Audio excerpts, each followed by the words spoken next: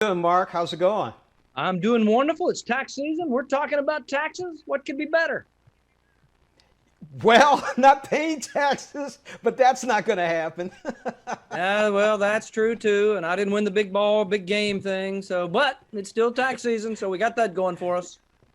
Yeah, we do. Speaking of the new tax season, I want to ask you about the top 6 things we need to know about amending tax returns and also about the EITC look back rule.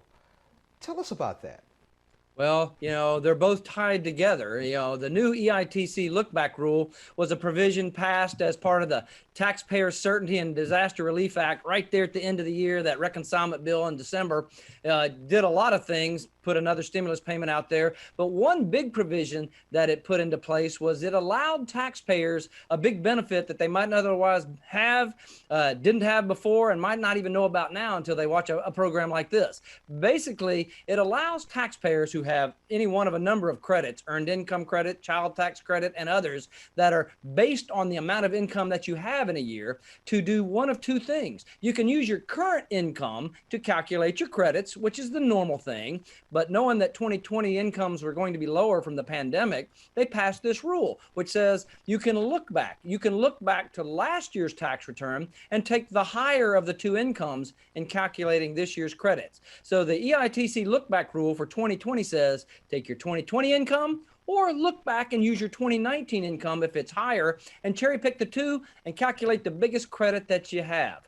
Now, for taxpayers that may have already filed or didn't know about this or haven't watched a good show like this, they may be concerned, oh, I missed that benefit. Well, they can amend their tax return and they can get that credit on, an amended tax return and still get that money. So no harm, no foul, nothing lost, other than they might have to go through one extra step. Now, is unemployment income tax taxable?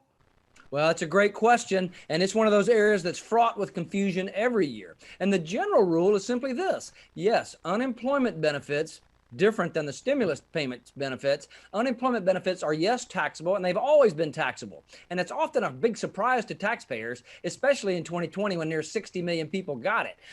But as of yesterday, with the new Rescue Act that was signed by the president, they are now excluding retroactive back to 2020, $10,200 of unemployment benefits per taxpayer on a tax return. So you can exclude $10,200, the balance will be taxable.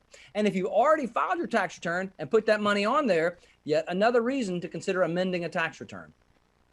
Wow. So are the first 2 stimulus checks taxable, the one we got and the one we're about to get?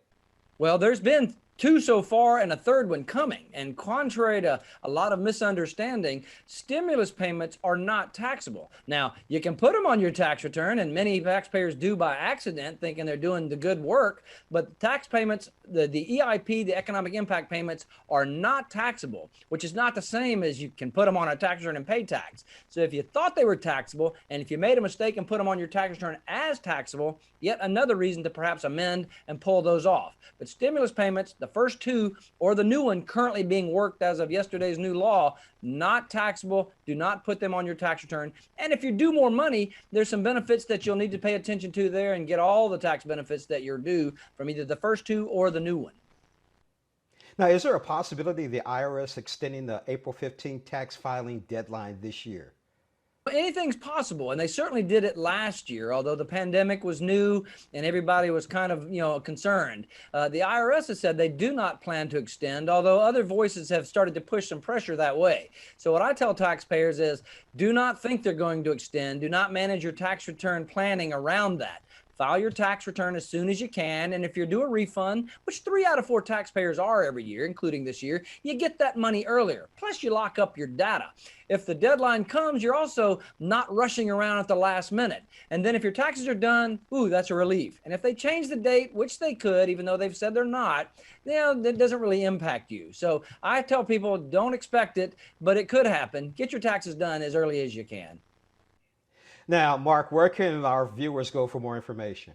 Well, our website at jacksonhewitt.com, there's a host of information, frequently asked questions, topics like these and others, videos of me explaining these items. You can put your zip code in and up will pop all the offices. You can click on one of the dots, make an appointment, head on over, even bring your tax return if you've already filed it in for a refund recheck, and we'll see if that look back rule might apply for you. But certainly you can go to jacksonhewitt.com for all your tax needs to get started.